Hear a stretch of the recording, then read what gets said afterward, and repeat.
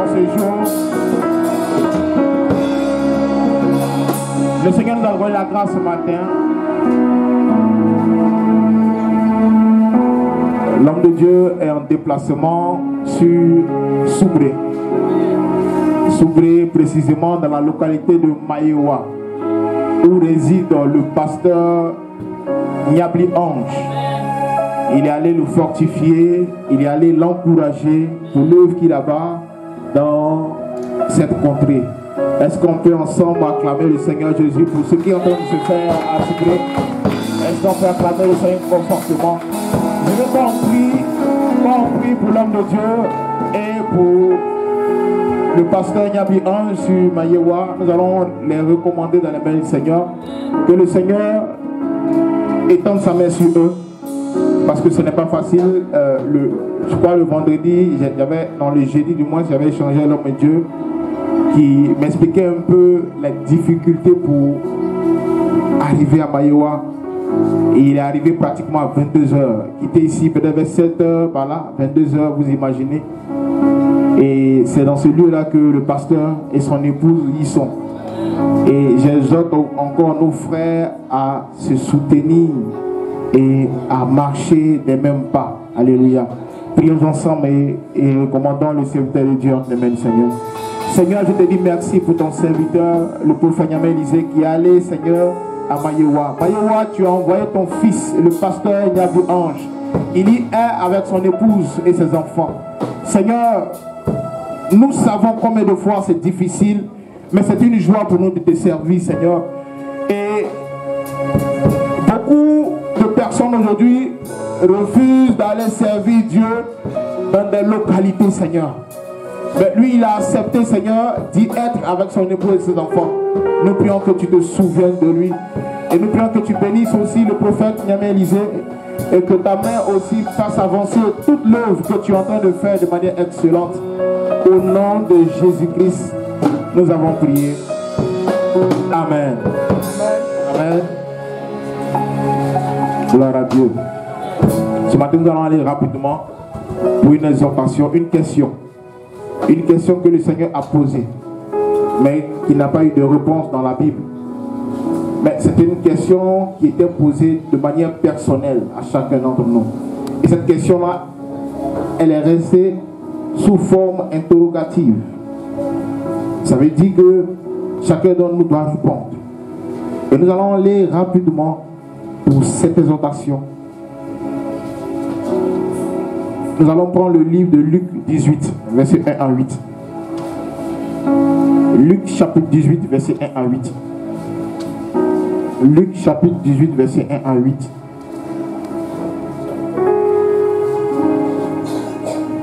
Je lis la parole du Seigneur. On peut se tenir debout, s'il vous plaît. Nous allons honorer la parole du Seigneur.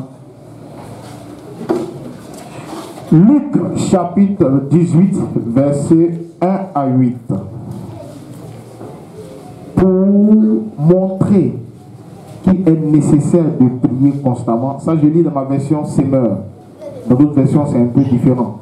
Mais l'objectif du verset est gardé dans toutes les versions. Alléluia. Pour montrer qu'il est nécessaire de prier constamment, sans jamais se décourager, Jésus raconta à ses disciples la parabole suivante. Il y avait dans une ville un juge qui ne craignait pas Dieu et n'avait pas d'égard pour personne. Il y avait aussi dans cette même ville une veuve qui venait constamment trouver pour lui dire: défends mon droit contre mon adversaire. Pendant longtemps, il refusa. Mais il finit par se dire: j'ai beau ne pas craindre Dieu et de ne pas me préoccuper des hommes, cette veuve m'ennuie. Je vais donc lui donner gain de cause pour qu'elle ne vienne plus sans cesse me casser la tête. Le Seigneur ajouta: notez bien comment ce mauvais juge réagit. Alors, pouvez-vous supposer que Dieu ne défendra pas le droit de ceux qu'il a choisis et qu'il crie à lui jour et nuit et qu'il tarde à leur venir en aide. Moi, je vous dis qu'il défendra leurs droits promptement. Seulement, lorsque le Fils de l'homme, seulement, lorsque le Fils de l'homme, seulement, lorsque le Fils de l'homme viendra, trouvera-t-il encore la foi sur terre? Seulement, lorsque le Fils de l'homme viendra, trouvera-t-il la foi encore sur terre? Alléluia, nous bénissons les Seigneurs. On peut se rasseoir. Le terme est quand je reviendrai. Trouverai-je encore la foi sur terre? Quand je reviendrai, trouverai-je encore la foi sur terre? Voici la question que le Seigneur Jésus a posée à ses disciples en parlant. C'est une question aujourd'hui qui est laissée pour compte. Une question aujourd'hui qui est méprisée. Une question aujourd'hui sur laquelle les fils de Dieu, l'Église ne s'attardent pas. Les enfants de Dieu ne se préoccupent pas de cette question. Or, cette question, elle est fondamentale. Cette question, elle est précise. Cette question a tout son sens, a tout son poids.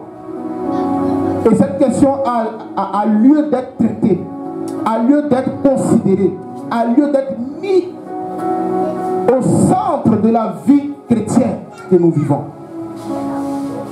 Car la vie chrétienne n'est pas un effet de mode. C'est ce que je dis à plusieurs personnes. La vie chrétienne n'est pas un effet de mode. La vie chrétienne, c'est une vie d'obéissance au Seigneur. Amen. Voyez-vous, Dieu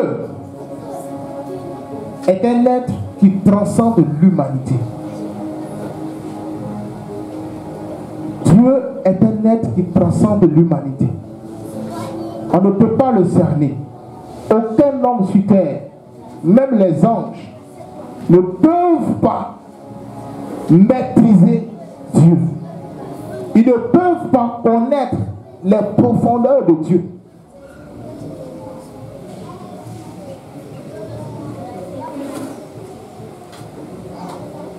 Et quand nous approchons de Dieu, nous devons avoir cette culture d'être humble quand nous venons vers Dieu. Car nous nous approchons d'un être qui nous transcende, d'un être qui est au-delà de nos connaissances, d'un être qui ne peut pas être quantifié, qui ne peut pas être circonscrit dans un lieu précis.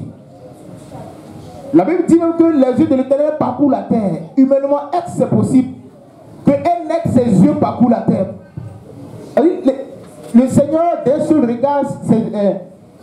regard, il embrasse toute la terre par son regard.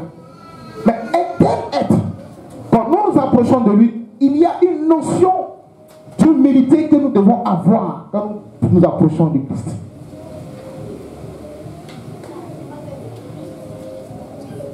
Et la notion qui est sortie ici, c'est la foi.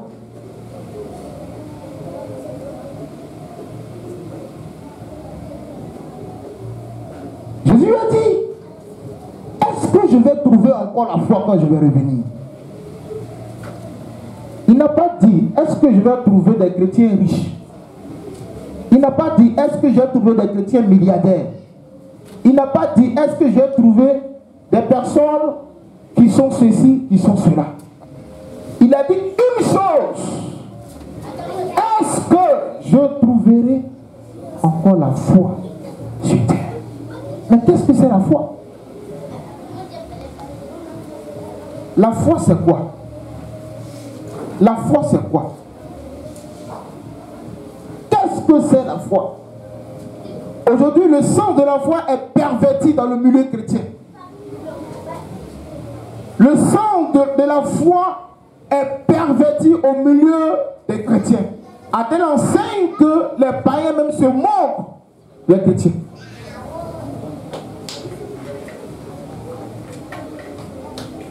Alors, qu'est-ce que c'est la foi?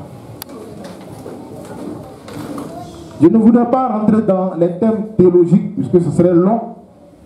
Mais une définition très simple, basique. La définition qui nous permettra de comprendre simplement. Parce que Dieu est simple. Car lui-même, en venant vers nous, il s'est simplifié. La Bible dit qu'il s'est simplifié, il s'est dépouillé. Donc s'il venait dans toute sa gloire, on ne pourrait pas le contenir. Donc il s'est simplifié lui-même en venant vers nous. Il a donné sa parole dans la simplicité. C'est pourquoi la foi, je donne une définition, la foi, c'est la confiance totale en Dieu, accompagnée d'action. Amen. La foi, c'est la confiance totale en Dieu, accompagnée d'action.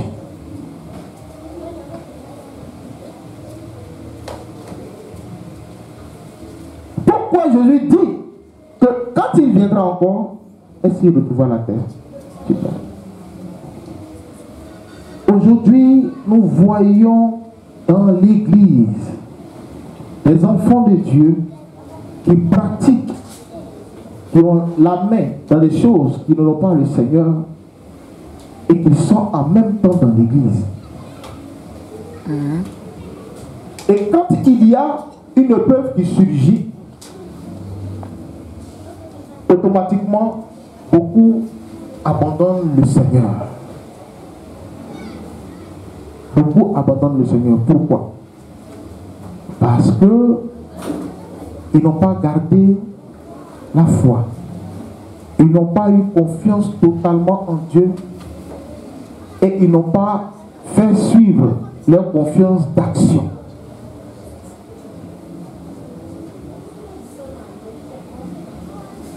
Aujourd'hui, quand il y a une secousse dans la vie d'un simple partisan, je dis un simple sympathisant de l'Église, automatiquement il est troublé, il est paniqué.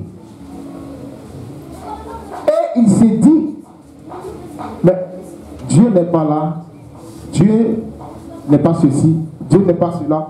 Pourquoi si je vis, pourquoi si je vis ces choses, c'est que Dieu est ici, Dieu n'est pas là, Dieu est cela. Voici des questions qui s'opposent de manière récurrente dans le milieu chrétien. Les épreuves ne finiront pas. La difficulté ne finira pas. Car bien même que nous sommes dans ce monde, les difficultés vont toujours croître. Et ce que nous vivons présentement n'est que l'échantillon de ce que nous devons vivre à venir.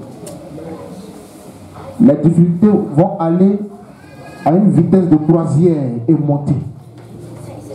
Et chaque homme sera posé devant cette difficulté-là. C'est pourquoi la plupart du temps,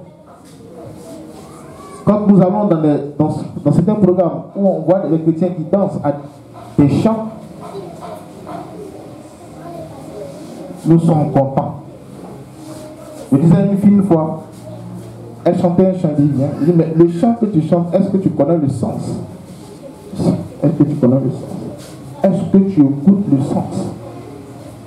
Parce que tous les chants que nous chantons, nous serons éprouvés par rapport à ça. Est-ce que nous allons garder la foi? Jésus guérit, Jésus guérit. Quand tu seras malade, c'est là on va voir si tu as la foi. Quand la maladie va perdurer pendant 1 an, 2 ans, on verra le chant que tu as chanté. Est-ce que tu garderas la foi?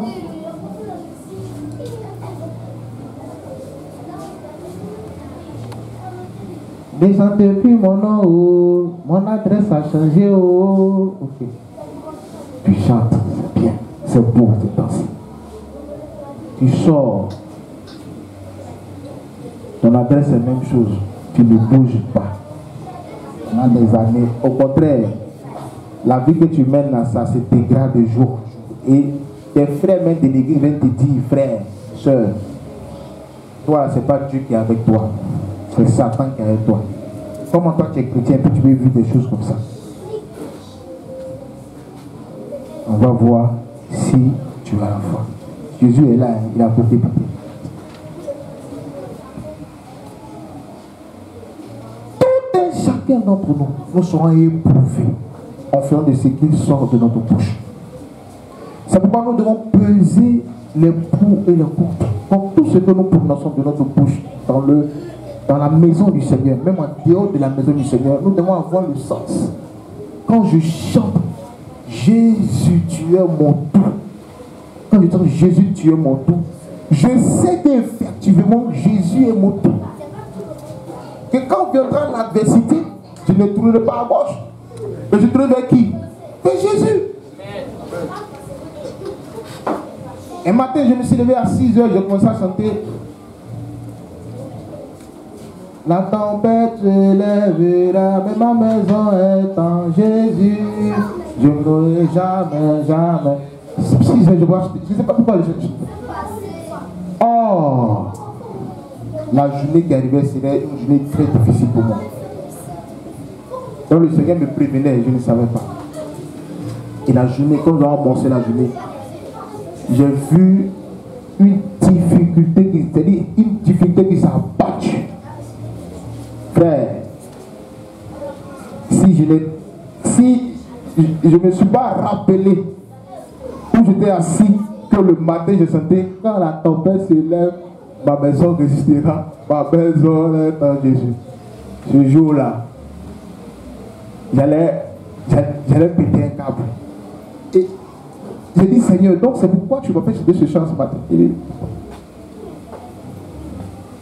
cette difficulté est partie sur moi 3 semaines.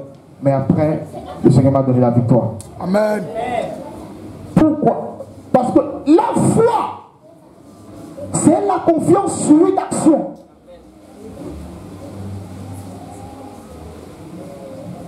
Et cette foi-là sera, elle va être éprouvée.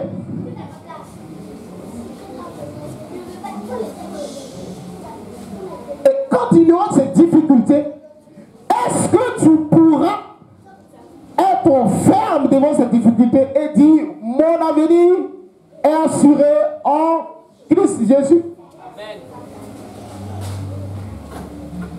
Mais il faut aussi que ta foi grandisse. Il ne faut pas que ta foi aussi demeure statique. C'est pourquoi quand les épreuves se multiplient, à un moment donné, quand nous trébuchons, quand nous retombons, ça veut dire que nous ne évoluerons pas. Ça veut dire qu'il n'y a pas une évolution dans notre foi. Ça veut dire que notre foi est statique. Mais si notre foi est statique, comment est-ce que nous pouvons triompher? Parce que les épreuves qui arrivent, et ces épreuves seront soumises à tous les êtres humains. Ces épreuves-là seront soumises à tous les êtres humains. Mais est-ce qu'en ce temps-là, est-ce qu'on pourra toujours avoir la foi? Est-ce qu'on pourra avoir une foi qui est au-delà de cette épreuve-là? Amen. La foi aussi, c'est un don de Dieu. La foi, c'est Dieu. C'est un don que Dieu donne.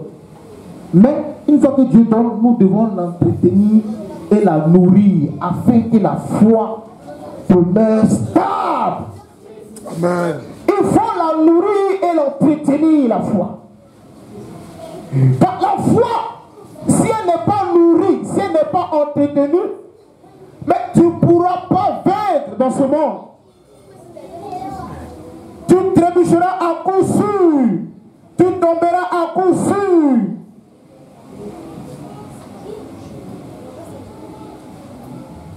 Elle doit être entretenue, nourrie, afin que tu puisses rester stable et forte.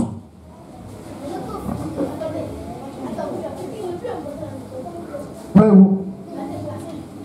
C'est pourquoi aujourd'hui, quand la foi n'est pas nourrie, c'est pourquoi on voit toutes sortes de choses dans l'église aujourd'hui. Des enfants de Dieu qui deviennent des lumières, des personnes qui brillent par leur caractère, par leur comportement, mais aujourd'hui qui sont méconnaissables. Le frère et la soeur, on les voit, ils sont méconnaissables. Pourquoi? Parce que leur foi n'est pas nourrie. Leur foi n'est pas entretenue. Christ n'est pas au centre de leur foi. C'est pourquoi quand il y a les épreuves, ils trébuchent.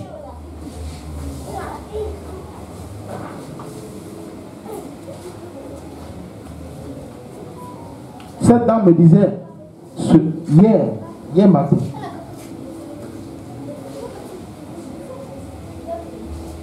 elle est venue me voir, elle m'a donné un papier, elle m'a dit, Monsieur Yannick, je veux que vous écriviez. Elle ne sait pas écrire. Je veux m'absenter. Voici le motif pour lequel je veux m'absenter.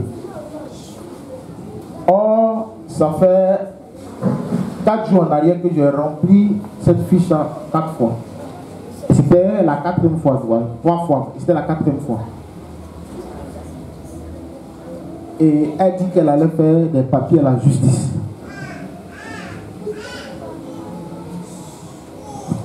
Et la 4e fois hier, quand elle est arrivée, elle dit, Monsieur Yannick, c'est le même papier.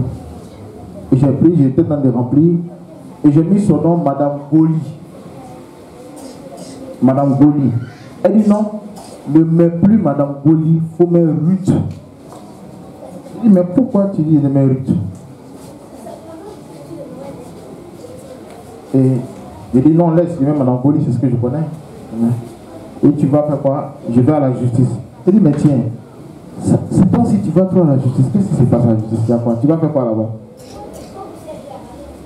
Et c'est là la femme me sort que son mari, écoutez très bien, son mari avec qui elle a eu 4 enfants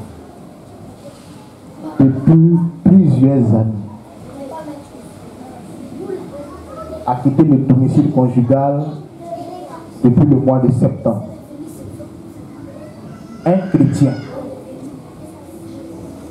Son mari, je le connais très bien. Quand nous étions tout petits, c'était l'un de nos tontons qui nous parlait de Dieu, qui nous enseignait la parole.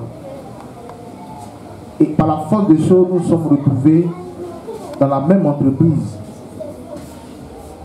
Et elle m'a dit, Monsieur Goli a quitté le domicile conjugal depuis le mois de septembre. Il n'a plus mis pied. Mon cœur s'est fondu. Je dis, mais pourquoi? Elle me dit que ce Goli, qui est un chrétien, qui veut devenir pasteur de Chukwa, dit à sa femme, avec qui il a 4 enfants depuis plusieurs années, que sa femme est une femme de malheur.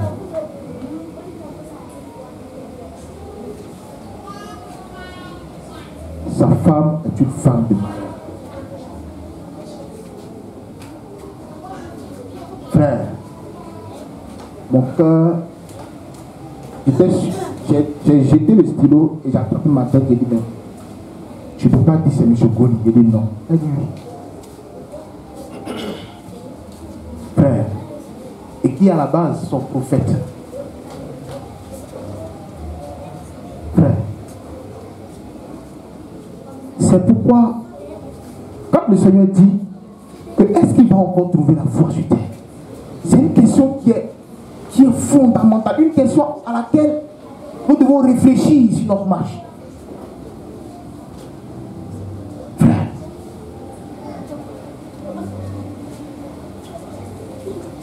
abandonner une femme de malheur.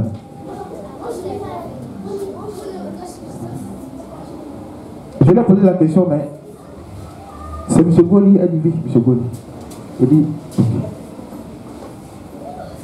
je lui ai dit, je vais prier pour toi.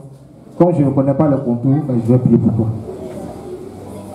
Et je lui ai posé quelques questions pour les exhorter. Et il faisait même des pratiques. Il prend du sable, il met dans de l'eau, il se lève à 4 h du matin, il dit c'est la prospérité. Et il prend, il se lave avec ses enfants. Frère,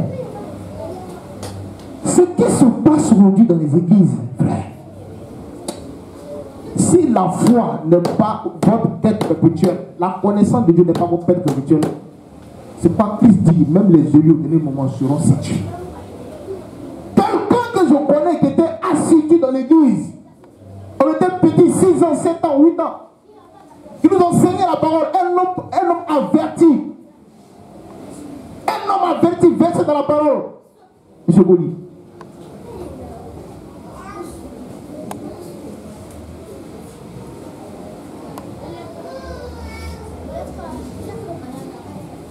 Comment nourrit-on la foi? Voici la question. Comment nous allons nourrir notre foi? Comment nous allons nourrir notre foi? La première chose, c'est de marcher ayant les yeux rivés sur Dieu. La première chose pour nourrir la foi, c'est de marcher et avoir les yeux rivés sur Dieu. Amen. Je vais vous donner plein de versets et vous allez lire cela après. Mais on va lire quelques versets pour définir réellement dans la Bible. Ésaïe, le Seigneur, il a donné son caractère immuable. Il ne change pas dans la Bible. Nous allons voir ici rapidement. Ésaïe, chapitre 40, verset 28 à 31. Ésaïe, nous allons rester dans le livre d'Ésaïe. Ésaïe, chapitre 40, verset 28 à 31. Ésaïe, chapitre 40, verset 28 à 31. Il dit, ne le sais-tu pas donc? Et n'as-tu pas compris que l'Éternel est Dieu de toute éternité? C'est lui qui a créé les confins de la terre. Il ne se lasse pas, il ne s'épuise pas, et son intelligence n'est point sondée. Il donne la force à qui augmente la vigueur et celui qui est fatigué. Les jeunes gens se lassent, mais ceux qui se confient à l'Éternel ne se lassent pas. Ils peuvent l'avoir comme des aigles. Alléluia. Et là, Dieu parle de lui, de son caractère immuable qui ne change pas. Donc, on a tous les ingrédients ici pour avoir notre foi, être constamment en Dieu. Frère Marie, sois courageux. Allez à court. Amen. Et Ésaïe 43, verset 1 à 3, il dit, ô peuple d'Israël, ô peuple de Jacob, et qui t'a façonné, ô Israël, je te déclare ceci, ne sois pas effrayé, car je t'ai délivré, je t'ai appelé par mon nom, tu es à moi. Quand tu passeras par les eaux, je serai avec toi. Quand tu traverseras les feux ne te submergeront pas. Quand tu marcheras dans le feu ne te brûlera point. Puisque moi, l'Éternel, je suis ton Dieu, le Saint d'Israël, et le Sauveur, je te donnerai des pays en rançon. Alléluia. Un autre verset, Ésaïe 43, verset 10 à 11. Ésaïe 43, verset 10 à 11 nous dit quoi? Il dit, avant moi, aucun Dieu ne fut jamais formé. Et après moi, jamais il n'en existera. Moi, je suis l'Éternel. Et en dehors de moi, il n'y a pas de sauveur. Ésaïe 45. Ésaïe 45, verset 7 à 7. Ésaïe 45, verset 5 à 7. Ésaïe 45, verset 5 à 7 qui dit, moi, je suis l'Éternel. Il n'y a point d'autre. Il n'y a point d'autre. Non. En dehors de moi, il n'y a pas de Dieu. Je t'ai doté de force sans que tu ne me connaisses, afin que du soleil levant et du soleil couchant, tout homme sache que tout, sauf moi, n'est que néant, et que je suis l'Éternel, et qu'il n'y a aucun autre. J'ai formé la lumière, et j'ai créé les ténèbres, et je donne le bonheur, et je crée le malheur. Oui, c'est moi, l'Éternel, qui fait toutes ces choses. Il dit toutes choses est néant, sauf lui. Alléluia. Ésaïe 49, le dernier verset, Ésaïe 49, verset 15 à 16. Ésaïe 49, verset 15 à 16. 15 à 16 qui dit, Ésaïe 49, verset 15 à 16, oui. Une femme oublie-t-elle l'enfant qu'elle nourrit? Cesse-t-elle d'aimer l'enfant qu'elle a conçu? Et même si les mères oubliaient leurs enfants, je ne t'oublierai pas. Voici, je t'ai gravé dans les queues de mes mains, et je pense constamment à tes remparts. Alléluia. Voici ce que le Seigneur dit. Et ces versets-là sont les versets à qui nous devons méditer.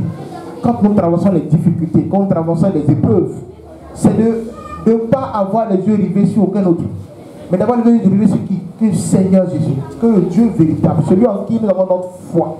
C'est celui-là qui a la solution. C'est pourquoi il dit dans la parole que je suis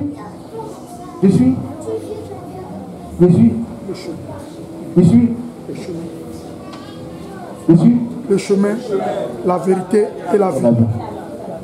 Regardez, il dit quoi? Il ne dit pas qu'il est la réalité. Est-ce qu'il est la réalité? Jésus dit, il dit je suis la vérité. La réalité et la vérité, c'est deux choses différentes. La vérité est une personne, c'est Christ. Donc en fait, quand il dit ça aux disciples, il dit quoi? Ne regardez pas ce que vous vivez, mais regardez aux promesses, à mon caractère immuable. Il dit qu'il y a, il dit, à part lui là, il n'y a aucun autre Dieu qui a été formé avant lui. Après lui, il n'en existera pas. Regardez ce qu'il dit. Il dit, moi. Tout ce qu'il a créé, c'est néant. C'est-à-dire, tout ce qu'il a créé est, c'est-à-dire, dans aucune utilité ici, si on dit réellement. C'est lui seul qui est le véritable, en vérité. Donc, quand un être qui transcende l'humanité, qui transcende notre intelligence, nous dit ces choses, donc quand il y a des épreuves, il y a des difficultés, nos yeux ne doivent pas être à terre, au sol, mais nos yeux doivent être rivés sur qui? Sur celui qui ne change pas. Car Dieu a un caractère intègre. Dieu ne vacille point. Il ne change point. La Bible dit qu'il était le même hier, il le sera aujourd'hui, il le sera éternellement. Alléluia. Il ne prendra point de fin. C'est pourquoi quand la difficulté se penche vers nous, quand notre foi faiblit, quand notre foi n'arrive plus à grandir, comment on la nourrit? C'est de méditer sur la grandeur de Dieu. C'est de méditer sur la hauteur de Dieu. C'est de méditer sur la profondeur de Dieu. C'est de méditer sur les promesses de Christ qui ne changent pas, qui sont fidèles. Ces promesses sont vérité. Christ n'a rien promis aux hommes autre chose que le salut. La chose à laquelle Dieu se penche véritablement, c'est le salut de notre âme. La chose à laquelle Dieu porte les regards, c'est est-ce que nous serons sauvés? Voici la chose à laquelle Dieu s'est vertu à interpeller ses fils et ses filles. C'est pourquoi Dieu nous dit, est-ce que quand il reviendra, le Seigneur qui reviendra, est-ce qu'il trouvera encore la foi sur terre? Pourquoi? La foi est un caractère qui définit le fait que nous acceptions volontairement de partir pour le salut éternel. Amen. Pour le salut éternel. Donc quand il reviendra, est-ce que nous serons encore assis en Christ? Est-ce que nous n'allons pas encore abandonner notre épouse, notre époux, quelles que soient les difficultés que nous traversons? Quelqu'un aurait pu penser qu'il aurait raison. Mais frère, si tu crois des malheurs, je le dis toujours aux personnes qui le croient, la première personne à mettre en cause, c'est toi-même. N'accuse personne. Si un malheur t'attaque, ce n'est pas le pasteur, ce n'est personne. Tu es le premier responsable. Tu es le premier responsable. À qui tu dois t'interroger, c'est toi-même. Qu'est-ce que j'ai fait? Où j'en suis? Pourquoi ceci est arrivé?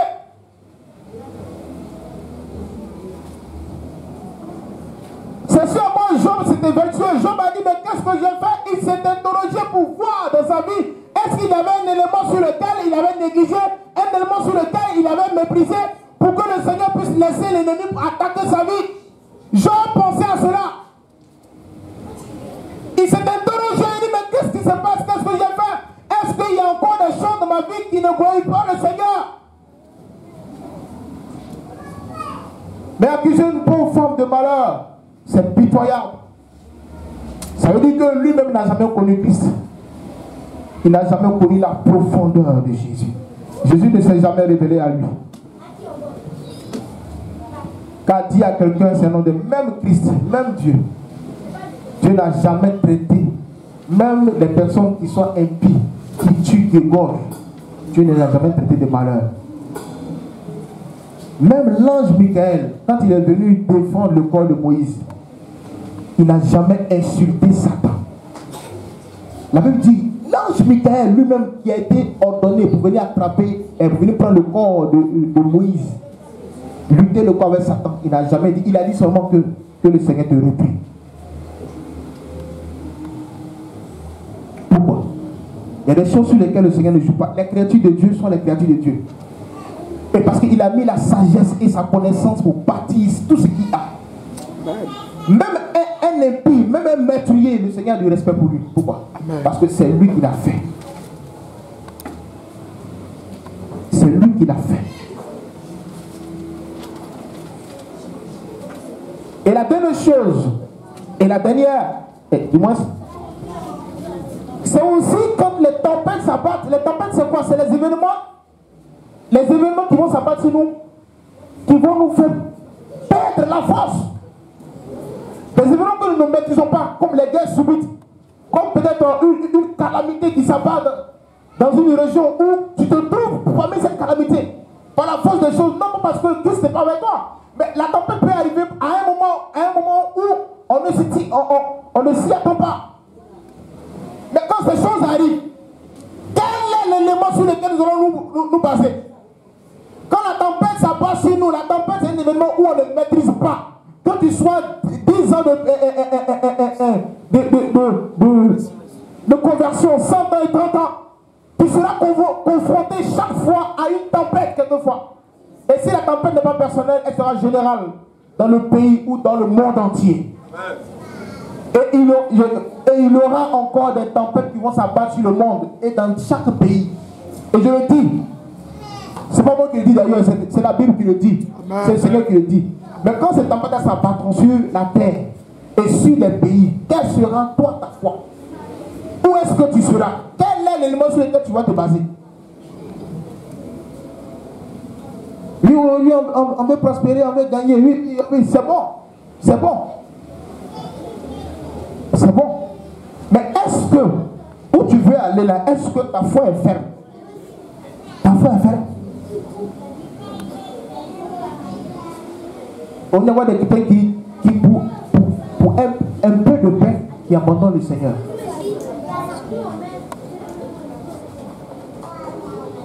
On va te prendre une mallette d'1 milliard de francs CFA, on te prendra tout à l'heure. On va voir si tu es capable de dire non. On vient, le gars vient, il ouvre la mallette, c'est 1 milliard, il dit tiens, c'est pour toi. Voilà, ça faut faire. Il s'en va. Il te laisse là. Et la mallette là. Et là, tu dis, papa il disait même, est-ce que je vais l'appeler? Non, attends. C'est ça là, mais si il fait là, il y a Somme 51 dans la Bible, je peux prendre et puis pardonner, non, pardon à Dieu. Je ne sais pas. La malade est là, tu regardes. Tu regardes. Frère, ces événements s'abattront. Elles sont en cours. Elles vont s'accomplir de manière excellente et véritable. Et je le dis. Mais ce temps-là, est-ce que l'église sera ferme? Aujourd'hui, vous voyez tous ces plaisanteries qui se passent dans les églises. Vous voyez réveil. Les mêmes personnes, vous les voyez dans les programmes, ils sont là, on filme, il y a 4 milliards de personnes qui sont converties. C'est du pipeau. C'est du pipeau. On sait sur quoi tout ça est basé. Ces mêmes personnes-là qui tremblent comme des coqs. André Coq ou même fétiche. On les voit demain dans la vie active. La même personne qui dit elle a donné sa vie à Dieu, on les voit demain dans la vie active. Tu ne la reconnais pas. Là, on filme, là, voici les réveils de l'église, les gens se convertissent. Il y a des choses qui ne sont pas dites. De la plaisanterie. Des quelqu'un qui c'est-à-dire, de la plaisanterie. Réveil dans ce monde. Attendez. On le dit.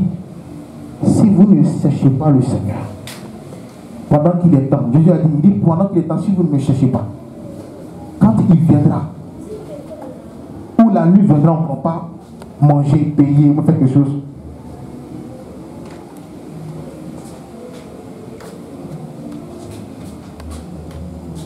Et dans la tempête, Dieu va te parler. La Bible dit dans la tempête, dans Job 40, verset 6, Dieu a adressé une parole à qui? Job. Où? Dans la tempête. Pourquoi Dieu parle dans la tempête? Dieu peut arrêter et puis parler après la tempête. Mais pourquoi Dieu parle dans la tempête? C'est pour dire que, c'est pour dire que quand tu traverseras les bois, les eaux, je serai quoi? avec toi. Ça veut dire que parfois, Dieu ne va pas empêcher que tu traverses les eaux. Que l'eau même peut te submerger, où tu sois dans l'eau comme ça. Mais dit dans l'eau où tu es là, il sera avec toi. C'est pourquoi dans la campagne, il a répondu à qui? À Job. C'est le caractère immuable de Dieu. Dieu ne change pas. Quelle que soit ta difficulté, quelle que soit l'épreuve que tu traverses, Dieu ne change pas. Même si aujourd'hui tu as un dessous, à laquelle tu changes chaque fois, Dieu est là.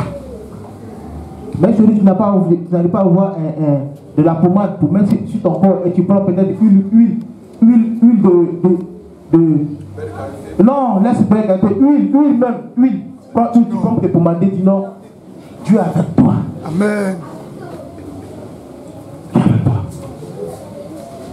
Frère, il faut dire les choses crues aux enfants de Dieu pour qu'ils s'apprêtent pour les épreuves à venir. Pour que leur foi ne vacille point. Ne pas flatter les enfants de Dieu. Ne pas les blaguer. Aujourd'hui, tout le monde est prophète, tout le monde enseigne, tout le monde fait des prédications, tout le monde fait des guérisons.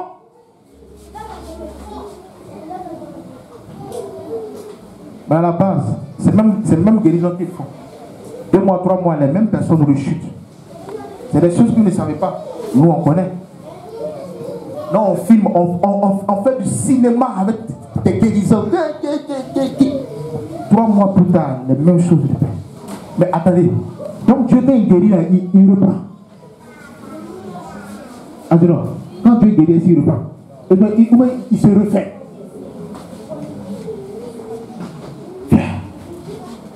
Il y a des choses qu'on voit qui sont inacceptables. L'une de mes filles qui, le mois passé, elle me dit que moi je suis dur. Je dis ok. Elle a croisé un prophète. Le prophète lui dit, elle dit que son ventre, elle n'arrive pas à aller à la selle. C'est difficile d'aller à la selle. C'est difficile. Elle peut faire 1 semaine, 2 semaines, elle ne va pas à la selle. Donc c'est difficile. Donc elle m'a dit, bon, est-ce qu'on va voir la voie de la médecine? C'est important parce que Dieu aussi est le Dieu de la médecine. Amen. Il est le Dieu de la médecine. Donc on va voir quel est l'élément sur lequel, et s'il n'y a pas des analyses, tout ça, on va se réduire à cela et puis on va voir le processus. Sa sœur lui dit que ma petite soeur, il y a mon prophète qui est là, il faut venir, il va prier pour toi, tu es là, tu es là, tu es là, tu es là, tu es là. Et elle m'appelle Baboulé. Ma soeur dit, il y a un prophète là, qui lui, il est fort dans la guérison. Et lui là, qui il parle comme ça, il guérit les gens et il sort. Il dit, ok, d'accord. Pour ne pas qu'elle dise que je suis dur et que c'est moi qui l'empêche chaque fois, je lui dis, va. Va. Elle a allé la nuit, nuitamment. Quelqu'un qui veut prier pour quelqu'un, tu donnes rendez-vous quoi? Nuitamment. Nuitamment. C'est elle qui m'explique. Elle prend, il dit, il a un acte de prière. Il met un acte de prière. C'est-à-dire, il y a des choses sur lesquelles, quand l'acte de prière, il dit, il faut t'aimer, Chucha. Il faut t'aimer. Il est arrivé à ses mains. Il dit, bon, ton ventre là, je vois des serpents qui dansent dans ton ventre. Écoutez bien, hein? Je vois des serpents qui dansent dans ton ventre. Et ces serpents, c'est qui à la base? C'est ta cousine. Il donne le nom de sa cousine. Et quand j'ai prié, ça a parti là-bas. Et tu seras guéri sur place. Il a prié. Il dit, mais elle avait aussi un problème à sa hanche. Il dit, bon, est-ce que tu peux enlever ton derrière, ton habit, toucher ta hanche pour prier? Elle dit, elle a laissé. Elle dit, quand il met l'huile, il descend, et... Eh Dieu, le roi, il descend, il remonte, il descend, il remonte. Maintenant, quand elle a fini, elle me dit tout ça. Il dit, ah, gloire à Dieu. Il faut dire merci à Dieu. Et il a dit, quand il priait, il a dit le nom d'un prophète qui est connu au Congo. Et que nous connaissons. Mais je n'ai pas dit son nom. Il a dit le Dieu de mon père. Papa.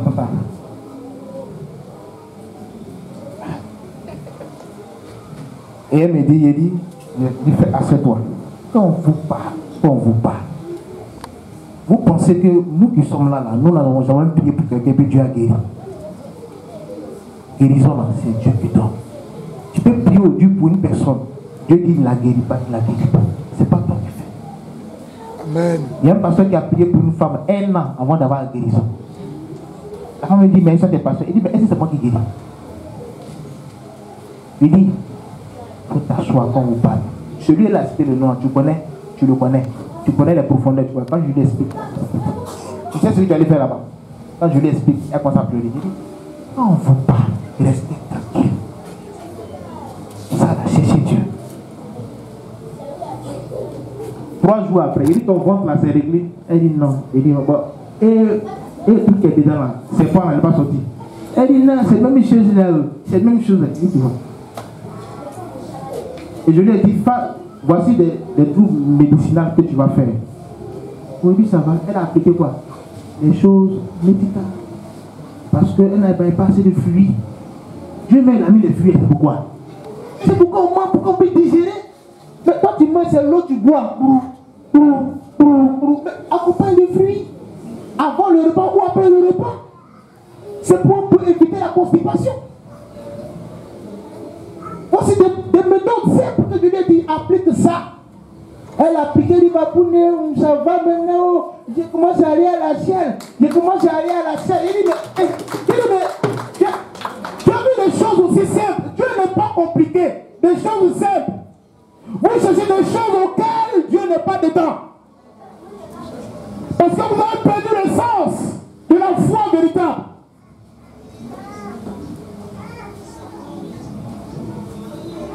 Et la dernière chose à laquelle nous allons finir ici, c'est Apocalypse 22, verset 8 à 9.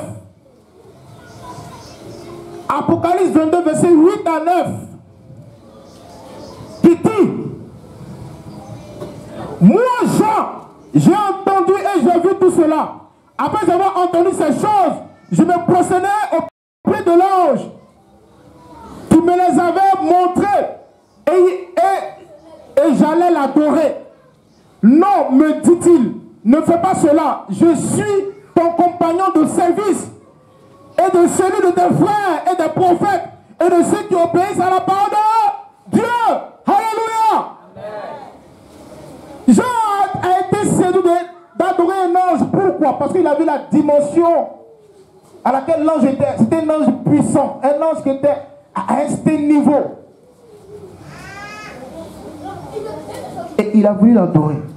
Et là, il dit non, ne fais pas cette erreur. Adore celui qui est là-haut. Il dit, tu sais, je suis qui? Je suis ton compagnon de quoi? Des services. Et il dit quoi? De quoi? Des prophètes. Et de quoi? Et de ceux qui obéissent à quoi? La parole de Dieu. Amen. Alléluia. Amen. Donc quand je marche, qui est avec moi? Donc ceux qui obéissent à la loi du Seigneur ont une garde rapprochée, qui sont des anges puissants. Amen. Que Dieu est là pour veiller sur nous. Alléluia. Voici la promesse à laquelle c'est ceux qui obéissent à la loi du Seigneur, ceux qui gardent la foi. La deuxième chose, c'est de marcher pour garder la parole de Dieu, frère. Si tu gardes la parole de Dieu, il y a des anges qui sont avec toi. Ces anges-là sont des anges puissants. C'est pourquoi quand tu marches, où il devait y avoir une calamité ou quelque chose, tu vas te devenir subtil, tu es épargné, tu penses que c'est le plus des hasards. Ils sont avec qui? Ceux qui obéissent aux lois du Seigneur. Alléluia. Donc il y a deux choses pour nourrir notre foi et pour grandir dans les épreuves, c'est quoi? C'est d'avoir les yeux rivés sur le Seigneur et de garder la parole de Dieu dans le pays. C'est tout, c'est voici le message de Christ. Il n'y a pas autre chose. Il n'y a pas autre chose. Tu n'as pas couru derrière l'onction. L'onction est là avec Christ. Une fois que tu obéis aux lois du Seigneur, l'onction est avec toi. Tu n'as pas besoin d'aller t'accroupir devant un père ou un quoi que ce soit.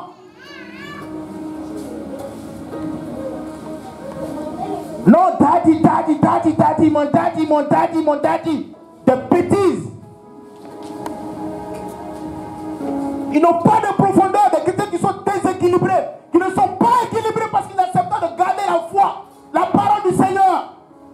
Ils oublient qu'en obéissant au Seigneur, le Seigneur délègue ses anges pour veiller sur toi et ta maison. Et même des anges viennent même des fois te visiter à la maison, tu ne sais pas. Frère, c'est des choses qui sont réelles et qui sont vivantes.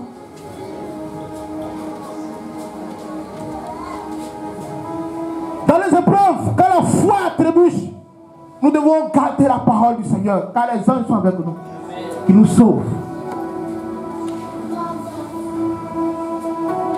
Si tu n'as pas ça en tête, tu trébucheras à coup sûr. Et je suis le prophète de ça. Tu vas trébucher si tu ne gardes pas la parole du Seigneur.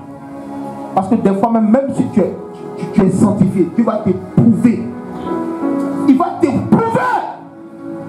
C'est pas la plaisanterie. C'est pas la plaisanterie. Tu vas t'éprouver. Attends, tu peux même, des fois comme Job, maudit même le jour de son existence. Mais qui est derrière? C'est le Père lui-même. Le Père lui-même.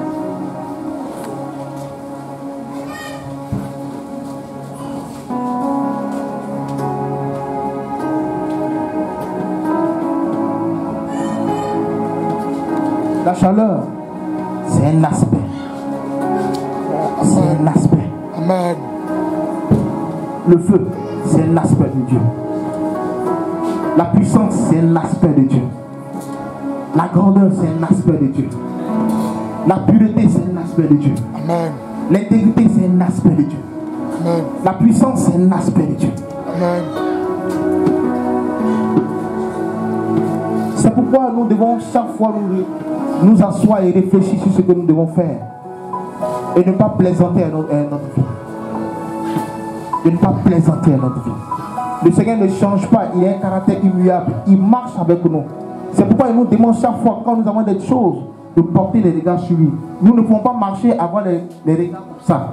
Nous faisons un choix. Soit nous choisissons de marcher par la tête baissée, ou soit nous décidons de marcher par la tête haute. Je crois que nous avons décidé de marcher par la tête haute. Parce que de là-bas vient la solution. Alléluia. De là-bas vient la solution. Il n'y a aucune solution qui ne sorte de Dieu sans que sa personne soit engagée. Dieu, quand il vient sa solution, il vient sa personne. C'est pourquoi quand on prie pour les gens, on dit on va te guérir. Dieu va te guérir. Mais pour que cette guérison soit effective, il y a quelqu'un que il y a ce que tu dois renoncer. Il y a ça que tu dois renoncer. Si c'est l'orgueil, renonce à l'orgueil. Mais Dieu dit non, tu peux vivre avec l'orgueil et puis Dieu avec toi. C'est ce que les gens prêchent aujourd'hui.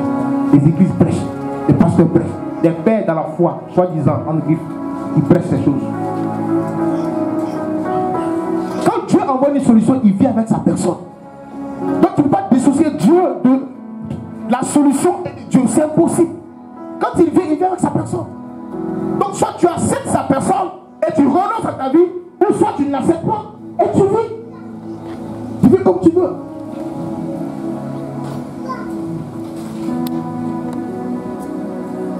C'est pourquoi quand nous sommes en train de prier, quand nous sommes en train de chanter, quand nous sommes en train de danser, réfléchissons à ce que nous disons. Réfléchissons à ce que nous faisons. Chaque pas que nous posons pour Dieu, réfléchissons, les pas que nous posons, quels sont ces pas-là? Est-ce que ces pas-là sont remplis de réflexion envers Christ?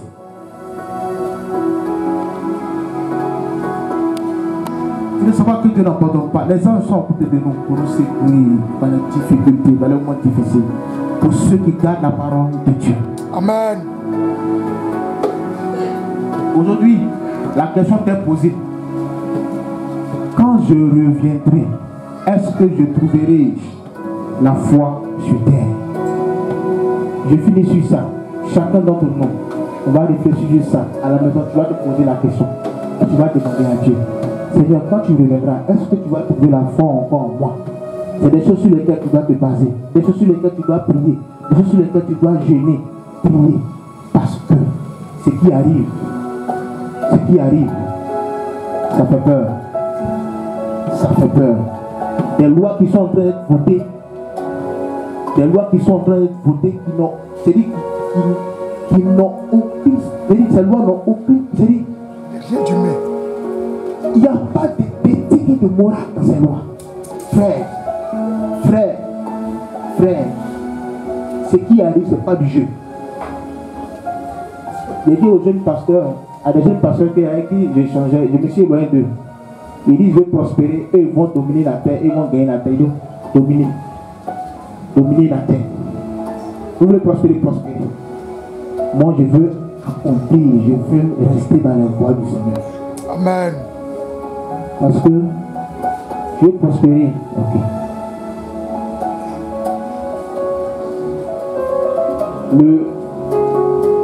Le roi de l'Arabie Saoudite, qui peut compter l'argent qu'il a, c'est des personnes qui prêtent de l'argent au pays.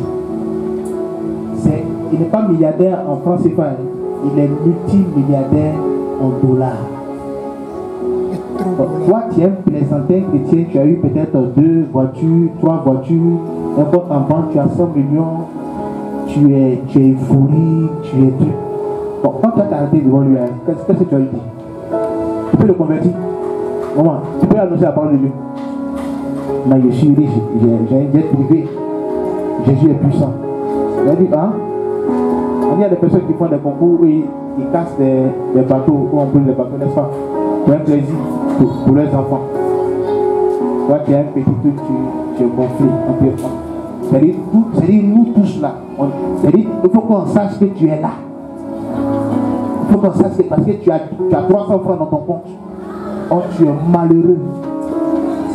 Tu es malheureux. Et je le dis, les économies vont chuter.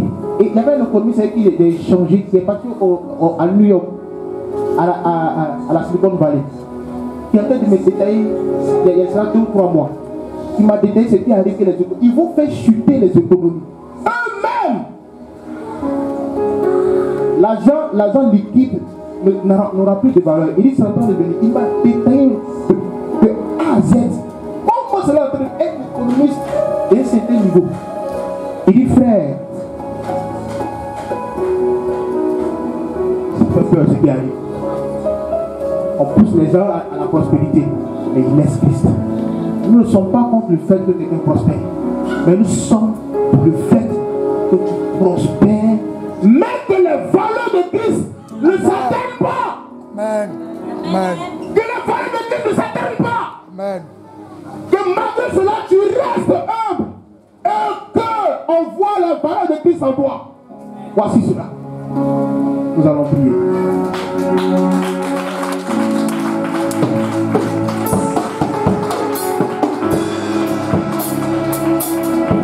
Nous allons prier, nous allons nous lever.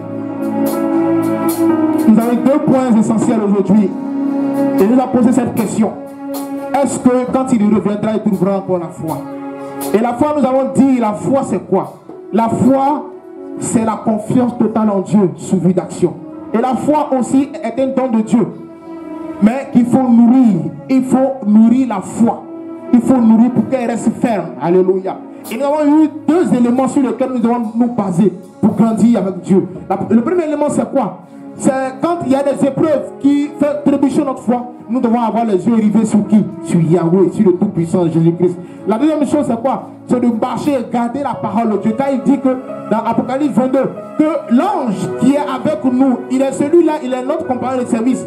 Et de ceux qui gardent la parole de Dieu. Donc ça veut dire que si nous gardons la parole de Dieu, nous ne laissera point. Alléluia. Tu vas prier le Seigneur de tout ton cœur, de ce que le message t'aura écouté. Ce que tu as entendu, prie le Seigneur, prie.